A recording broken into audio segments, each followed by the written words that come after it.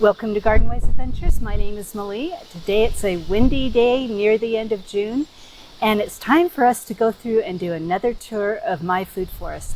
Now, I did a tour about a month ago, and I wanted to show you the differences and do a little bit of a harvest.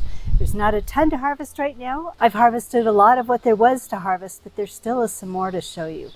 So let's get started here on my balcony and show you what I have growing here. Now, before we start our balcony harvest, I live in Utah zone 6/7. We get late spring frosts, we get early fall frosts, and our growing season sometimes could be longer than others, sometimes it's shorter than others. But typically speaking, our last fall frost is the end of May. Sometimes we'll see them in June. And then our first fall frost or freeze is near the end of September. It can take us all the way through the end of October. So let's show you what we have now and take you on my very first harvest of blueberries. I am so excited about this. Now, since I live in Utah, we have very alkaline soil and alkaline water, and blueberries are difficult to grow. So I've opted to grow them in pots. I'll link a video above that shows you when I potted these up, and it wasn't that long ago. They already had fruit on them when I put them in pots, but now there's some ready to harvest, and we'll show you what they look like. Now, I'm getting older and I cannot remember the name of these. I think, well, I'll put it on the screen. One of them was jelly bean blueberries, and the other one, I can't remember. I'll just put the name on the screen. But look at these blueberries. There's a ton of them, and they are ready to harvest. Let's harvest them and then taste test them. Now, these are pretty tiny. As I said, this fruit was already on the bush when I planted them. And I'm so glad they decided to continue on and ripen.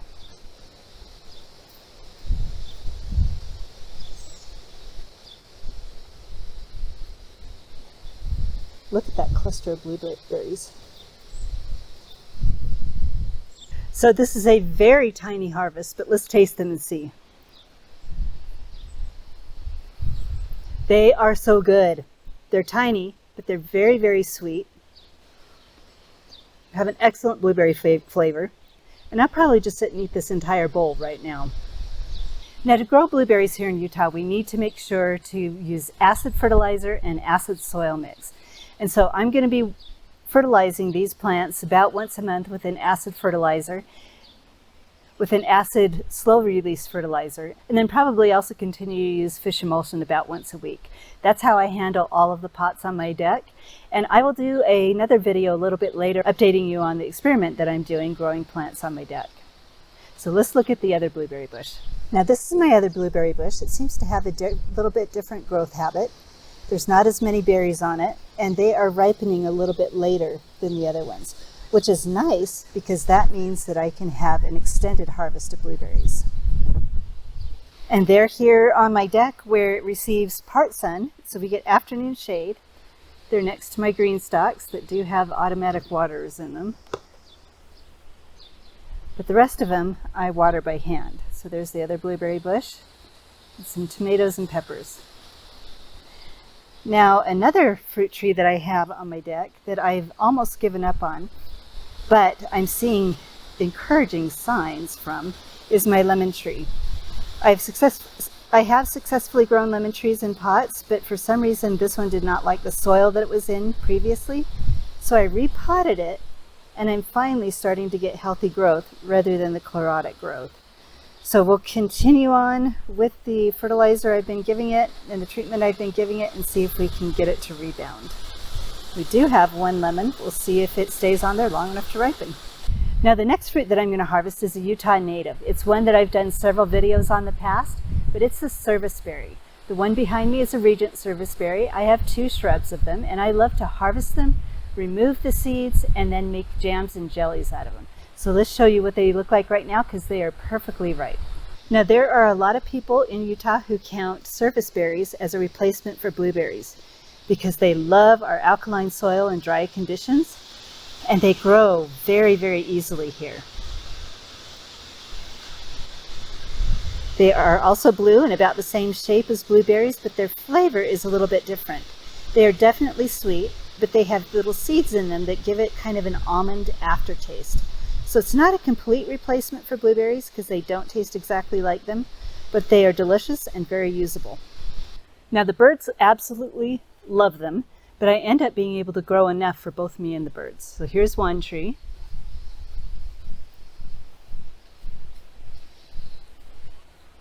And here's another.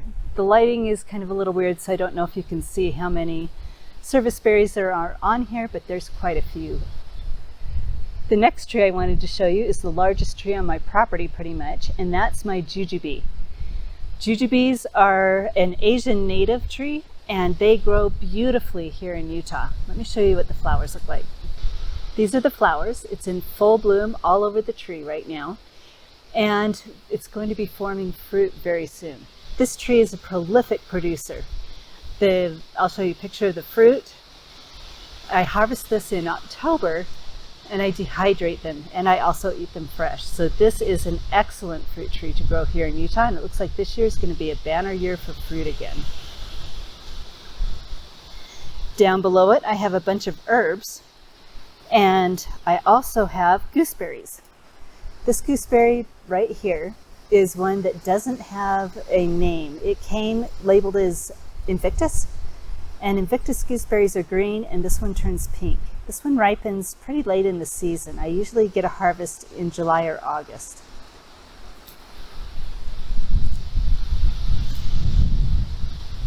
This is my Invictus gooseberry. It's young enough that it hasn't produced yet, but we're starting to get some decent growth on it, so I'm hoping we're going to get harvest next year. Invictus gooseberries are big, sweet, and green, and I just absolutely love them. Now in the last video that I did, which was only a month ago, this fruit right here did not have any growth on it. We were just starting to see little baby sprouts start. But now, 4 weeks later, we're starting to get a bunch of growth. By July, when it gets really hot, it will hit the top of the roof, and then it'll fall over my Regent serviceberry, and that will be its trellis. And this is a maypop or hardy passion vine, and I have been able to harvest fruit off it the last few years, and they're absolutely delicious. And even if the fruit doesn't have time to harvest in our shorter season, the flowers and the leaves are edible. So this is what the leaves look like, and when it gets a lot larger, probably in August, we'll start seeing flowers. My pears are doing well. They're producing really well right now. I've got 2 pears, I've got 2 apples, and a pear in the same hole.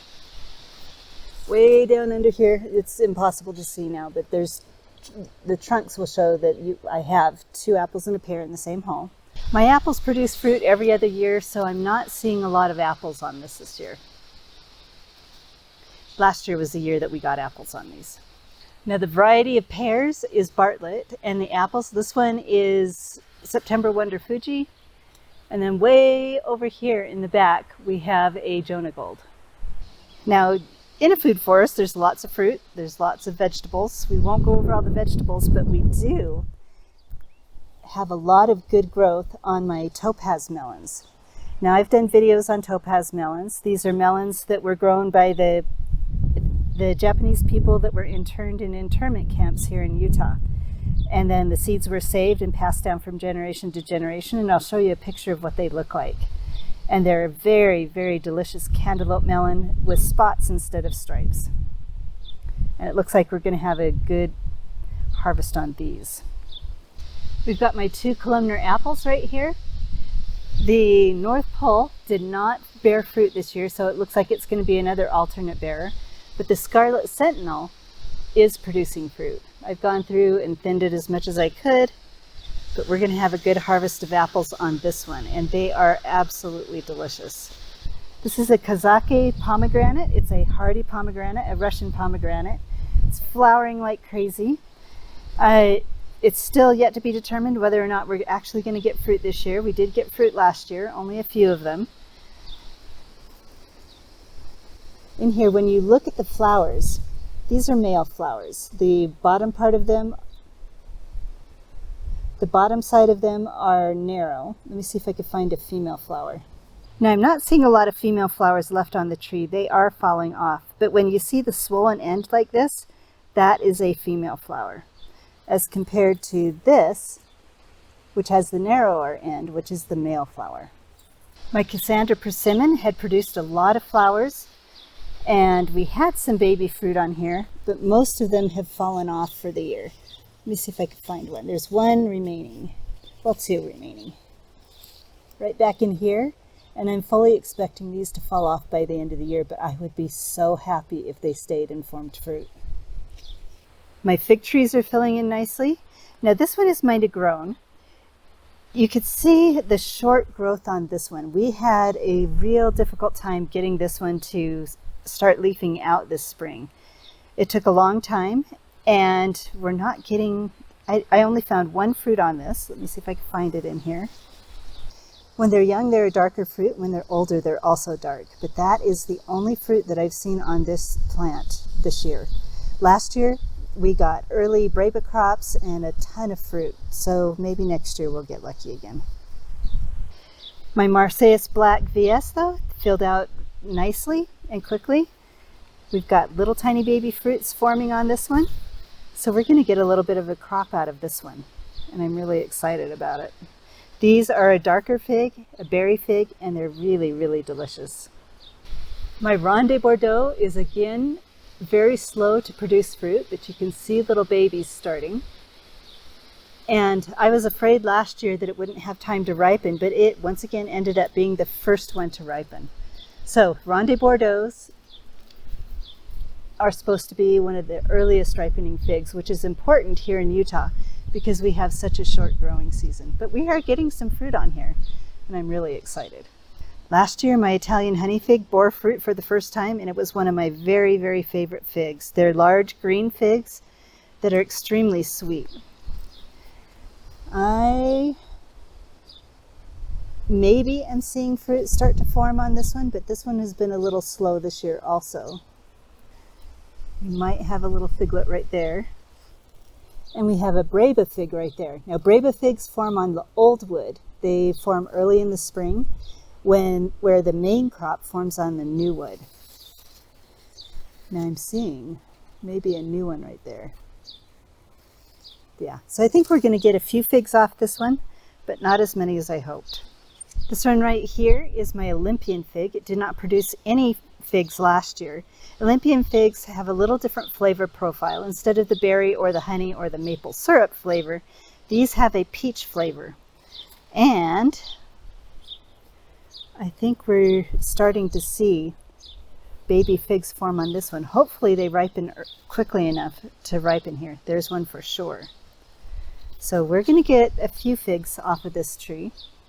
And I'm excited about it because I want to see what the flavor's like and see if they have time to ripen here in Utah.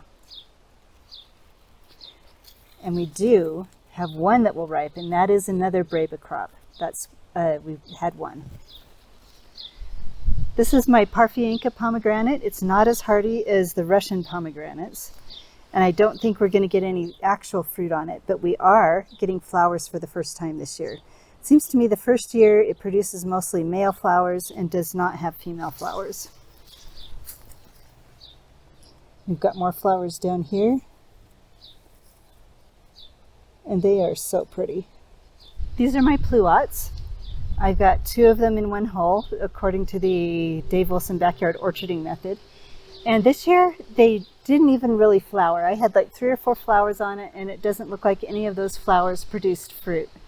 But that's okay. These are only, I think, 4, maybe 5 years old, and I'm hoping we'll get fruit next year.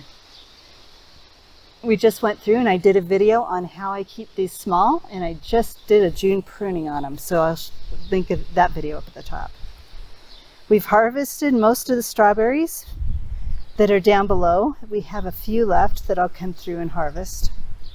We're starting to get the weevil, strawberry weevil damage on them, which I may need to figure out how to treat, but that is a problem.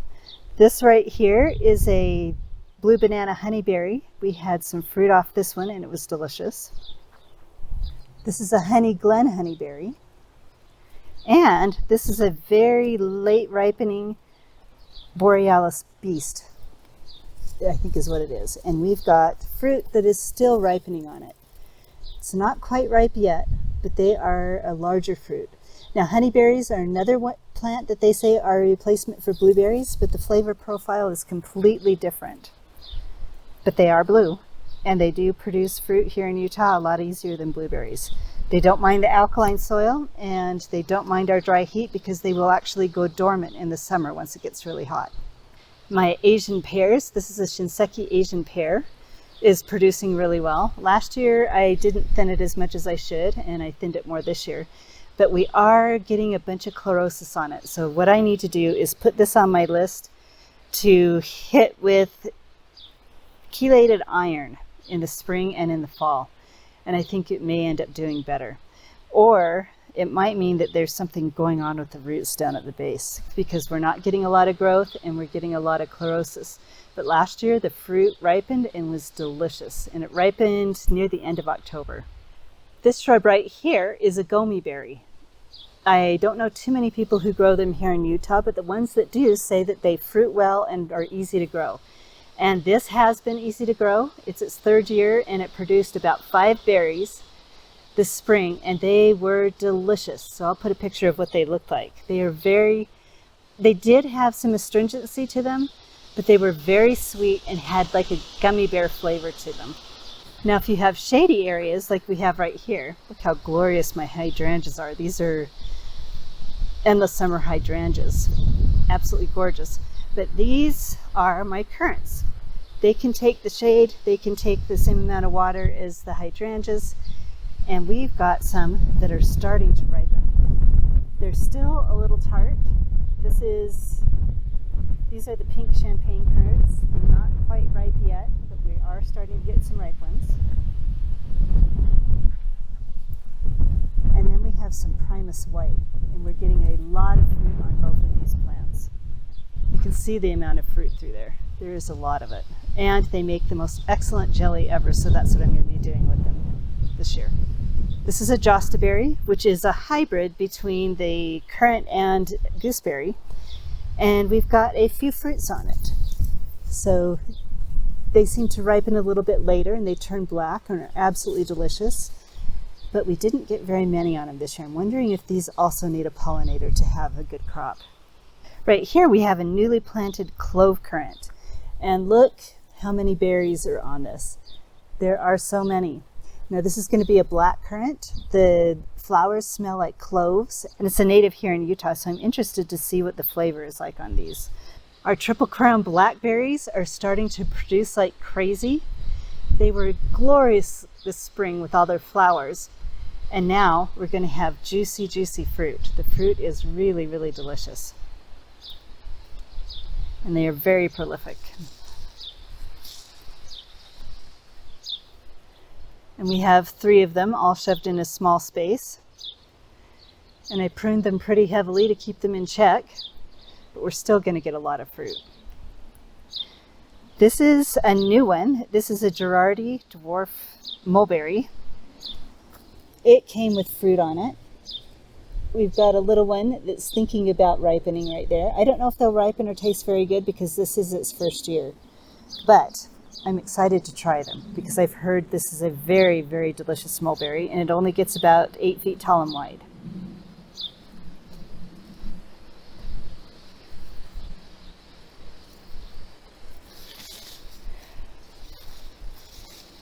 Our grapes are heavily producing. I have 5 varieties. I have Himrod, Concord, Canadus, Swenson Red, and Jupiter. They're all up against this fence line here. And the Concord is having some issues. Let's show you that after we show you the raspberries. Now these raspberries are autumn Britain. I had an early spring harvest on these, and then I will also get a fall harvest. The spring harvest is pretty much done, and they were really delicious, and now we're just waiting on the fall harvest. And this is my Concord grapes. And one thing that I learned about Concord grapes but did not do this year, I got too busy and forgot, is that they do get chlorotic. This is what chlorosis looks like in grapes. And to avoid this and have them produce fruit, I need to put the chelated iron in the fall and in the spring. Otherwise, the leaves just get all burnt up, they don't produce a lot of fruit, and it doesn't work well. So I need to remember this fall to put down the chelated iron so they don't end up looking like this. And of all my grape varieties, it's only the Concord grapes that seem to do this. As you can see, the Swenson Red is extremely healthy, right next to the stricken Concord. Now the Concord grapes, I think, are going to have some fruit on them. Yeah, there's quite a bit of fruit in there. So they will fruit, but not as much as they would with, if I would have taken care of them better.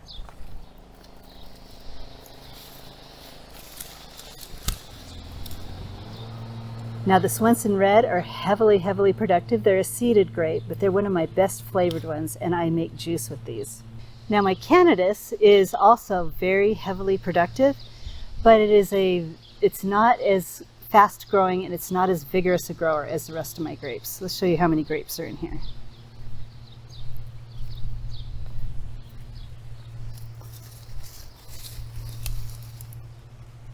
Look at that. Ton of grapes. Now I don't go through and thin out my grapes, and I get huge clusters and they're absolutely amazing. I just don't have the time to go through and think about thinning things like this. These are getting taken over by my Chinese mountain yams that are in this bed. They're just growing vines through here. And these are going to produce little berries, not sweet berries, they're potato-like berries. I'll show you a picture of what they look like. Let's see, in just a few months here. You can see the blooms are already starting.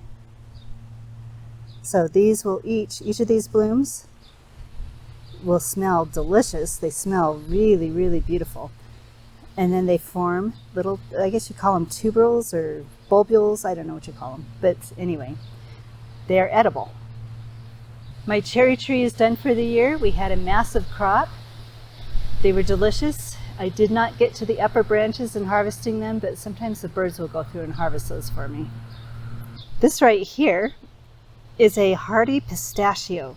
Now this one is an experiment. I'm not watering it as much as the one that I'm going to show you that I have in the front. And it's only about the 1/8 of the size of the one in the front. But it's very healthy and happy, even though it's not getting a ton of water and it doesn't get any fertilizer. I'm treating it this way because the tree that this seedling came from is planted on a rocky hillside in Logan, Utah, which is a very cold area, and that tree doesn't get a lot of water and fertilizer either. So I wanted to see how well it does here as compared to an area where it gets more water. My little tiny survivor fig tree that's been here since 2009 has finally started to grow and produce fruit. This, it's 2005 right now. When I planted this tree in 2009, it's another one where I've just left it on this rocky hillside, very little water, no fertilizer. Sometimes it doesn't get a lot of sun, and I forgot about it. And it would die to the ground every year, grow back about 1 foot tall, and stay that height, and not produce any fruit. But last year is the first year it did not die back over the winter. But 2 years ago was the first year it didn't die back over the winter. Last year it also didn't die back, and it produced fruit. And the fruit is really good. This is a Chicago Hardy. And I just am going to start watering it more, fertilizing it, and seeing if we can get it to live. Behind it is a Jonade Serenade elderberry that is also going through the same stress. We don't get a lot of water up here, not a lot of fertilizer. It's in a rocky hillside with the weed mat over the top that the previous owner put in. And we'll just see how well it does. It seems to have gotten more growth this year. And I think once it settles into its spot, it should be okay, because elderberries do not need a ton of water and they do not need a lot of fertilizer. And they are native to the state of Utah. My Santa Rosa plum has a ton of fruit on it this year. I'm really excited for this harvest, hoping that the birds don't get a lot of it, because they have gotten a lot of the fruit in previous years. But as you can see, we've got a lot coming on. So we finished the backyard and moved on to the front yard, and we've got more fig trees. This one is a brown turkey. This is my heaviest producer of figs. As you can see, we're already starting to get a ton of them, and the figs are absolutely delicious. Don't let anybody tell you that brown turkey figs are not good, because they are. and they are easy to grow here in Utah. This one had minimal protection over the winter and still did not die back and came back. So we're going to get figs on this.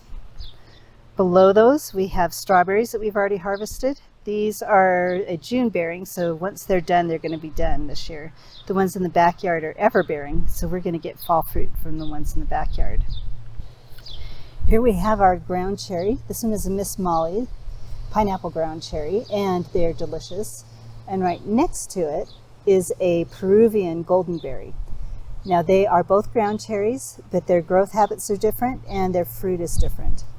My favorite is the goldenberry, but they're the hardest ones to grow here in Utah. They ripen so late that most of the time they don't have time to ripen before our first fall frost, and they are so frost intolerant that, if we even get a little bit of a frost, they're just dead and gone. But I still grow them because every once in a while I'll end up getting to harvest a handful of berries, and they're very much worth it. My pawpaw has fruit on it, but I think I only have 3 or 4 on it this year. There's 3 right here and a 4th one over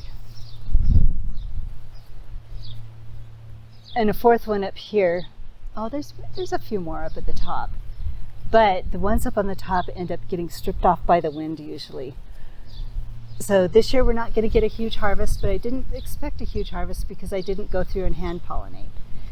This pawpaw tree is a Davis that's been stressed by putting it in a drought-stricken area. It did much better in 2000, from 2009 through about 5 years ago when I took out the lawn. It really loved being in the lawn and was much happier then. But it's still producing fruit. We've got a sunflower pawpaw over here that just barely started to flower this year. This is its 5th year. It did really well. No fruit, but it did flower.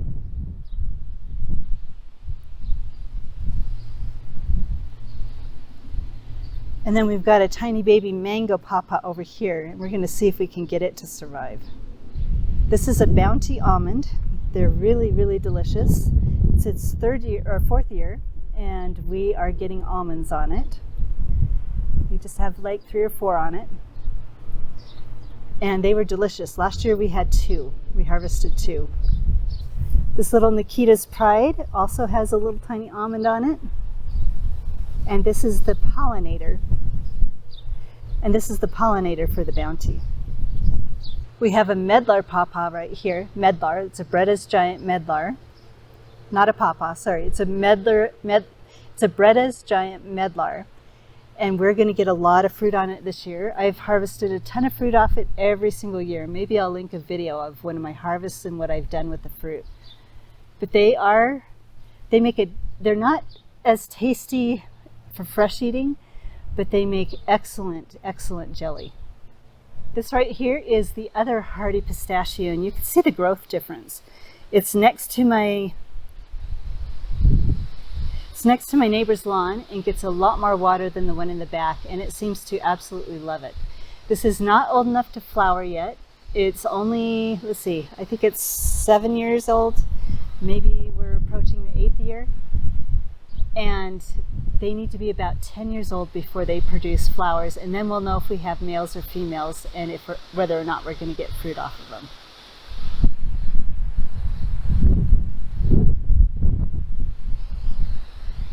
My Dark Towers elderberry is done flowering, and we'll see if it decides to form fruit. We have another one on the other side of the property that is smaller that flowers at the same time, and I'm hoping that they pollinate each other. And that way we can get some elderberry fruit. This right here is a Chicago hardy fig. It's my oldest fig. It's producing very heavily. I'll show you the fruit here in just a minute.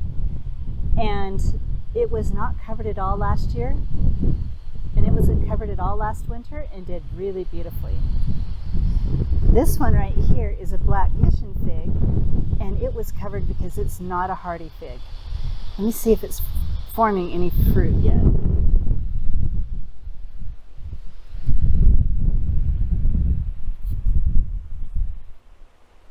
We might be blessed with one fruit. There, it looks like there's one right there, but it's really tiny. not seeing any here.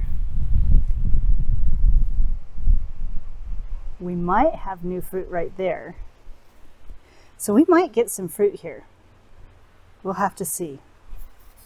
This is the third year on this shrub, and it didn't produce last year. This first year it produced one fruit, and it was really, really delicious. So I'm excited to see if we get any fruit this year on it. The Chicago Hardy, on the other hand, produces fruit like the brown turkey. We get a lot of heavy growth and a lot of figs on it. You can see the number of figs on this. And then over here, we've got our Slovatsky pomegranate. Behind our, I think this one is a Doris hazelnut. This hazelnut is only a few years old, and oh my word, look what we've got. I didn't know we were going to have this happen. We have our first hazelnut.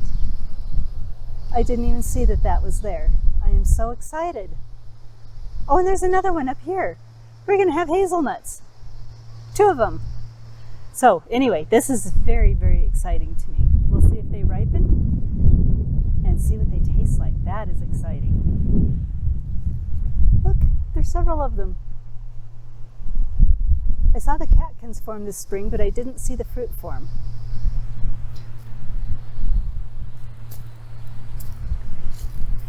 Now, as you can see here, on our Slovatsky pomegranate, this is also a hardy Russian pomegranate, we've got a female bloom right there. Maybe that'll form fruit and not fall off. And then we've got a bunch of males. So we've got a couple of different female blooms here that look like they may produce fruit. We'll see. This one produced fruit last year, and it was really, really good. This is a Jefferson hazelnut, and I'm not seeing any fruit on any nuts on this one. But, oh, maybe, nope, no nuts on this one. But I'm excited to see the difference between the Jefferson and the Doris next year. Hopefully this one will produce nuts next year. Now, one thing that is producing fruit, but very little of it, is my Juliet bush cherry. These are not quite ripe yet. They're very, very tart, but they make an excellent jelly. We produced enough last year to make some jelly, and they were delicious. But we've got a few weeks left on this. Well, maybe about a week. This is a Carmine Jewel bush cherry that has yet to flower. Hopefully, it's actually looking really healthy, so I'm hoping it flowers next year. And then we have a Borealis and an Aurora honeyberry that both produced fruit this year that were really good. So that was my windy update tour of my backyard food forest in Utah, Zone 7. And I would love to hear what you are growing in your backyards. Do you have fruit trees in your backyard? Where do you live? And what are your favorite fruits? And what is producing right now for you? My food forest produces fruit from early spring. Well, when I say early spring, I get my first harvest of strawberries in May. The last harvest is December, when I harvest my medlar. That's, I harvest my medlar in December, harvest my jujubes in October. We've got my Asian pears that I harvest in October. So we've got a long season of fruit production. And it is absolutely possible on a very small urban lot. My lot is about a 1/4 acre, including the house. So it is possible to grow a lot of food and still have an attractive property. So hopefully this video has been helpful for you. If it has been helpful, I hope you like, subscribe, share it with your friends, and go have a